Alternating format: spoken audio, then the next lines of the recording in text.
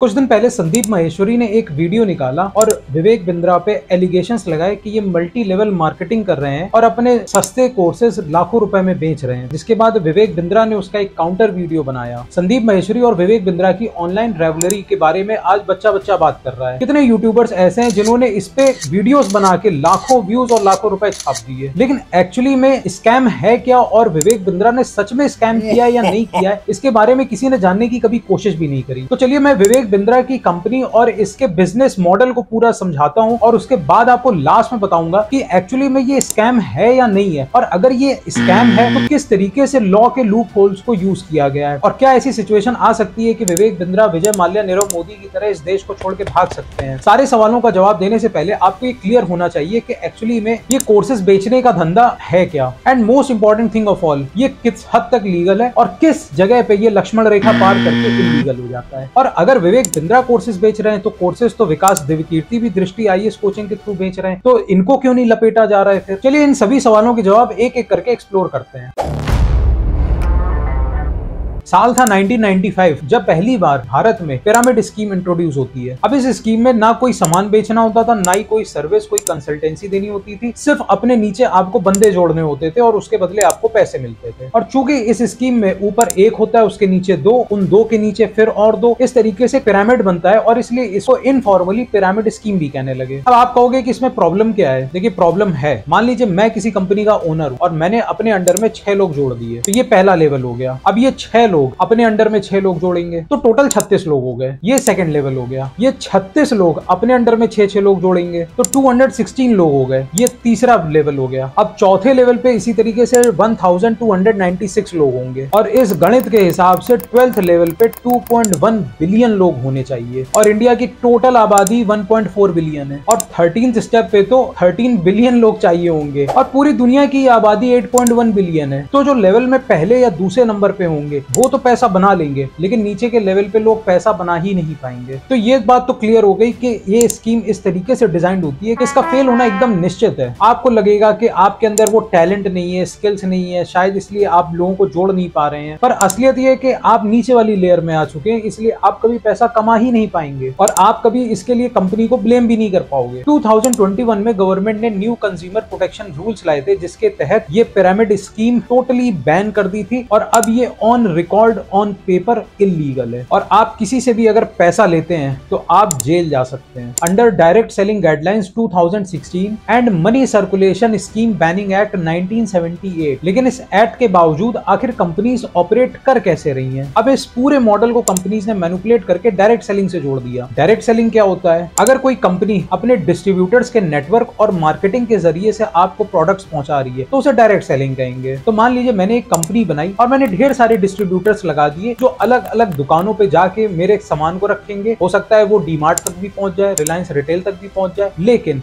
अब जो छोटे लेवल की कंपनी होती है वो तो इस तरीके से बड़े नेटवर्क को बिछा नहीं सकती है कि हर जगह उनके डिस्ट्रीब्यूटर्स पहुंच जाए। तो ये लोग क्या करेंगे कि छोटे छोटे लोगों को पकड़ेंगे और वो लोग वर्ड ऑफ माउथ पब्लिसिटी से किसी प्रोडक्ट को अपने दोस्तों, रिश्तेदार तक पहुंचाते हैं, और उसके बदले कंपनी इन इंडिविजुअल्स को कुछ इंसेंटिव देती है। तो यहाँ पे इंसेंटिव मिलता है प्रोडक्ट को बेचने का, लोगों को जोड़ने का नहीं। बस यही लूप होल है जिसको एक्सप्लॉइट कर रही है कंपनी। तो ये एक प्रकार से पिरामिड स्कीम तो चला रही है, लेकिन प्रोडक्ट बेचने की आड़ में चला रही है। अब चाहे वो कोई सस्ता सा घटिया टूथपेस्ट हो या फिर कोई ऑनलाइन कोर्स हो, और अगर आप पिरामिड स्कीम के अंदर मार्केटिंग को ऐड कर देते हो तो इसको मल्टी लेवल मार्केटिंग कहते हैं, और गवर्नमेंट भी इसमें मजबूर हो जाती है क्योंकि कंपनी तो ये दिखाती है कि वो अपने प्रोडक्ट्स को बेच रही है, और एक्चुअली जो छोटा व्यापारी होता है, जो हिंदुस्तान यूनिलीवर या एशियन पेंट्स जैसी बड़ी जाइंट कंपनीज के साथ टक्कर नहीं ले पाता है, उसके लिए मल्टी लेवल मार्केटिंग फायदेमंद भी होती है। तो एक्चुअली छोटे व्यापारी को सेव करने के लिए, प्रोटेक्ट करने के लिए गवर्नमेंट इसको बैन भी नहीं कर रही है, क्योंकि अगर इसके नेगेटिव्स हैं तो इसके पॉजिटिव्स भी हैं। और एक्चुअली इस तरीके की पिरामिड स्कीम का फ्रॉड फिर हेरा फेरी मूवी में भी दिखाया गया था। आपकी कंपनी ऐसे कौन सी बिजनेस करती है जो 21 दिन में हमें हमारे पैसे डबल वापस मिलते हैं?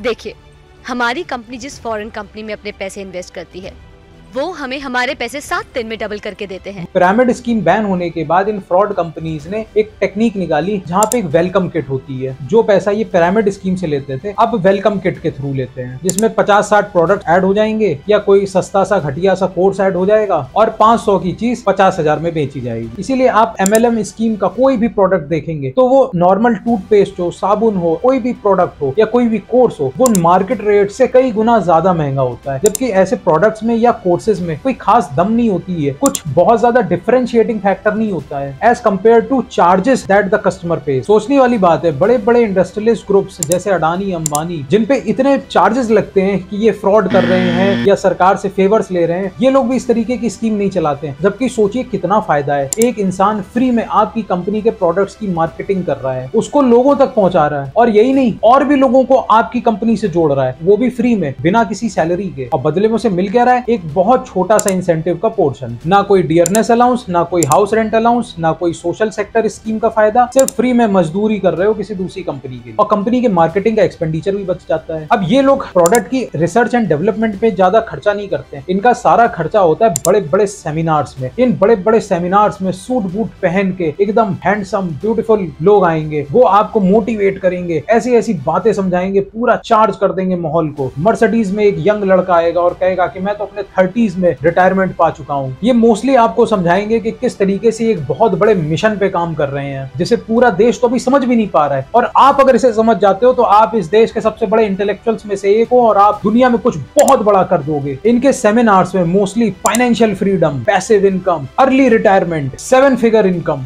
मर्सिडीज कार, बड़ा सा विला, फॉरेन वेकेशंस में हॉलीडेज, बड़े बड़े सपने बेचे जाते हैं। और बेचारा एक मिडिल क्लास लड़का या लड़की उस चकाचौंध में एकदम अंधा हो जाता है। माँ बाप से पैसा उधार के, दोस्तों के आगे हाथ पैर जोड़ के, इसी तरीके से आप वो 40-50 हजार रुपए का एक स्टार्टर किट या वेलकम किट खरीदेंगे और उसके बाद आपको लगेगा कि आप इस दुनिया के शहंशाह बनने जा रहे हैं। बाकी सब आसपास के बेवकूफ हैं जिन्हें इस स्कीम के बारे में नहीं पता है, और आपको मिलेगा वो फर्स्ट मूवर एडवांटेज। ऐसे लोग बहुत ही लच्छेदार भाषण देते हैं, एक से एक जार्गन्स यूज करेंगे, ढेर सारे टेक्निकल टर्म्स आपके ऊपर उड़ेल देंगे। आपको लगेगा कि वाओ ये आदमी कितना इंप्रेसिव है। किसी भी नॉर्मल कंपनी में मान लेते हैं हिंदुस्तान यूनिलीवर, शैम्पू, साबुन, तेल सब कुछ बन रहा है। अब यहाँ पे एक होता है प्रोड्यूसर जो कि उन प्रोडक्ट्स को बना रहा है, उसके बाद होते हैं डिस्ट्रीब्यूटर, यानी कि छोटी छोटी रिटेल चेन से लेके जो रिलायंस के शॉप्स हैं, डीमार्ट है या इस तरीके के और सुपर स्टोर्स जहाँ पे ये प्रोडक्ट्स रखे होते हैं। अब ये जो डिस्ट्रीब्यूटर्स इन प्रोडक्ट्स को शॉप्स तक पहुंचाते हैं, यहाँ से कस्टमर्स खरीदते हैं। और इसीलिए आप देखिएगा कि पेप्सी और कोका कोला का डिस्ट्रीब्यूशन नेटवर्क इतना ज्यादा मजबूत है कि दूर से दूर किसी आइलैंड में, बॉर्डर स्टेट पे, एकदम जो लास्ट गांव होगा जहां तक रेलवे या बस नहीं पहुंच पाती होगी, वहां तक कोक और पेप्सी की बॉटल्स पहुंच गई हैं। लेकिन एक MLM कंपनी में ऐसा कुछ नहीं होता है। यहाँ पे हर व्यक्ति डिस्ट्रीब्यूटर होता है, सेलर कोई होता ही नहीं है। जो कंपनी है वो भी कुछ प्रोड्यूस नहीं कर रही है। अब चूंकि सरकार ने रूल बना दिए हैं तो कुछ फर्जी प्रोडक्ट तो उन्हें बनाने ही पड़ेंगे, उस पर कोई रिसर्च एंड डेवलपमेंट नहीं होता है, कोई अपग्रेडेशन नहीं होता है, और हर कोई डिस्ट्रीब्यूटर होता है। यहाँ कंज्यूमर कोई होता ही नहीं है। कोई कंपनी का मालिक लोगों को अपने साथ जोड़ता है, उन्हें सैलरी देता है, अलग अलग वर्टिकल्स जैसे सेल्स, मार्केटिंग, एडमिनिस्ट्रेशन, HR, इस तरीके के वर्टिकल्स बनाता है, एक कंपनी खड़ी करता है, पैसे रेज करने के लिए बैंक से जाके लोन लेता है, स्टार्टअप्स इन्वेस्टर्स से जाके फंडिंग लेते हैं, प्रॉफिट्स अर्न करके वापस से पैसा कंपनी में लगाते हैं और साथ में सैलरीज देते हैं। लेकिन कभी ऐसा हुआ है कि आपने कहीं किसी कंपनी में अप्लाई किया है और वहां के मालिक ने कहा है कि भाई जो प्रॉफिट आएगा मैं उसका कुछ परसेंटेज तुम्हें दे दूंगा, क्योंकि कंपनी के ओनर को ये कॉन्फिडेंस होता है कि भाई उसके प्रोडक्ट में दम है, तो इसलिए जो प्रॉफिट होगा वो तो उसके पास आना ही आना है। जॉब देखते वक्त आपकी स्किल, आपके एक्सपीरियंस, नॉलेज, कम्युनिकेशन स्किल्स और सबसे इंपॉर्टेंट आपके इमोशनल इंटेलिजेंस को देखा जाता है और उसके बाद आपके पैकेज को डिसाइड किया जाता है। लेकिन MLM कंपनीज में उल्टी गंगा बहती है। यहाँ पे जो आदमी कंपनी के लिए काम कर रहा है वही एक वेलकम किट के लिए 50,000 रुपए दे रहा है। यहाँ आपको कोई स्किल्स की जरूरत नहीं है, आप कम्युनिकेशन कर पाओ या नहीं कर पाओ, हर इंसान इन कंपनीज के साथ जुड़ सकता है, कोई एंट्री बैरियर ही नहीं है। इन कंपनीज में पैसा भी आप लगा रहे हो, रिस्क भी आप ले रहे हो, फ्री में कंपनी के लिए बिना सैलरी के काम कर रहे हो, और मेहनत करके जिन लोगों को अपने नीचे में ऐड कर रहे हो उसका भी एक परसेंटेज कंपनी को दे रहे हो, और जो सबसे ऊपर बैठा हुआ है कंपनी का मालिक वो सबसे ज्यादा मजे कर रहा है। मेहनत आप कर रहे हो, फायदा वो ले रहा है। बस एक बार वेलकम किट ले लो, आपको कोई फायर नहीं करेगा, आपकी एज की भी जरूरत नहीं है, अगर आप 18 साल के भी नहीं हो तो भी कोई दिक्कत नहीं है। कभी किसी MLM कंपनी ने कोई लीगल बॉन्ड किसी के साथ साइन नहीं किया है। बेसिकली ये ऐसी स्कीम है जहां पे one fool has to find a greater fool, एक इंसान की डेस्परेशन का, उनके इमोशंस का ये लोग फायदा उठाते हैं। हमेशा आपसे सवाल करेंगे कि आप अपनी सैलरी से खुश हैं, क्या आप अपने बॉस से खुश हैं, क्या आप 9 to 5 जॉब से खुश हैं, एंड ऑब्वियस आंसर होता है कि कोई इंसान अपने बॉस से खुश नहीं होता है, हर इंसान और भी ज्यादा सैलरी चाहता है, इंक्रीमेंट चाहता है, लाइफ में बड़ा करना चाहता है, और इन सपनों को और इन इमोशंस को ये अच्छे से भुनाना जानते हैं। ये हमेशा ऐसे टेस्टिमोनियल्स देंगे जहां एक बहुत गरीब सा लड़का होगा, लेकिन अचानक से 2-3 साल के अंदर उसके पास इतना पैसा आ रहा है कि अब वो पैसा संभाला तक नहीं जा रहा है। इनके हमेशा एक सर ऐसे होंगे जो बहुत भयानक बिजी होंगे और बाकी सब के सब आपका इंटरव्यू ले रहे होंगे और बेसिकली आपको ब्रेन वॉश करेंगे। कई बार ऐसे में पुलिस केसेस भी होते हैं। कोई अगर टेढ़ा आदमी आपके अंडर में फंस गया और उसने आपका गला पकड़ लिया तो फिर आप बहुत बुरे चक्कर में फंस जाते हो। कई लोगों ने इस चक्कर में बहुत एक्सट्रीम स्टेप्स तक अपनी लाइफ में उठाए हैं। पैसे की प्रॉब्लम्स तो आप फेस कर ही रहे थे, लेकिन इन स्कीम से जुड़ने के बाद अब आप अपने जो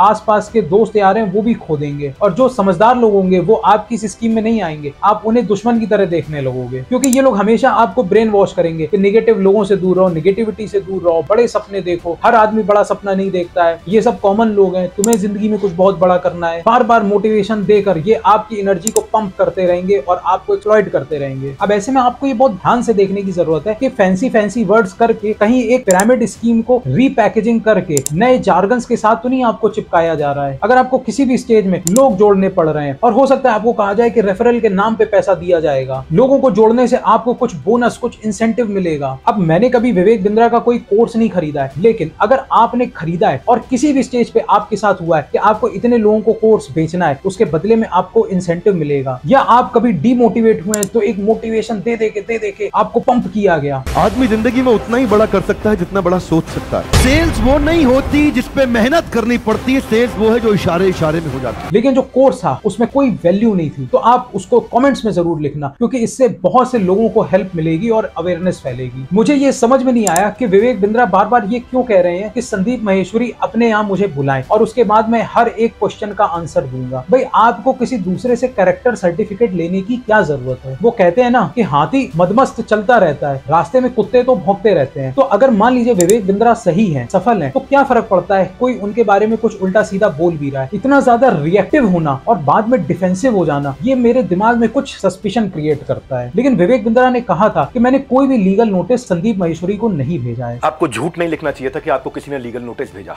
ये आप पे कोर्ट केस किया। इस बात पे संदीप माहेश्वरी का कोई काउंटर नहीं आया है। विवेक बिंद्रा ने 9 लाख रुपए पर्सनल काउंसलिंग और 36 लाख रुपए किसी थर्ड एवेन्यू में जाके वहां होस्ट से पैसे लेने का एक एलिगेशन संदीप माहेश्वरी पे लगाया है कि आप 36 लाख रुपए लेते हैं 2 घंटे की कंसल्टिंग का। लेकिन एक चीज तो तय है कि एलिगेशन और काउंटर एलिगेशन का सिलसिला बहुत ज्यादा गंदा होता जा रहा है और इसमें एक ऑनियन यानी प्याज की तरह ढेर सारी परतें खुलती चली जा रही हैं। अब इसमें कौन सही है कौन गलत है, ये फैसला मैं आपके ऊपर छोड़ता हूँ। यूट्यूब पे हो रहे इसी तरीके के फ्रॉड और स्कैम पे मैंने बहुत पहले एक डिटेल में वीडियो बनाई थी और कई यूट्यूबर्स को अलग से एक्सपोज किया था। उसकी डिटेल्स जानने के लिए यहाँ पे क्लिक करके देख सकते हैं।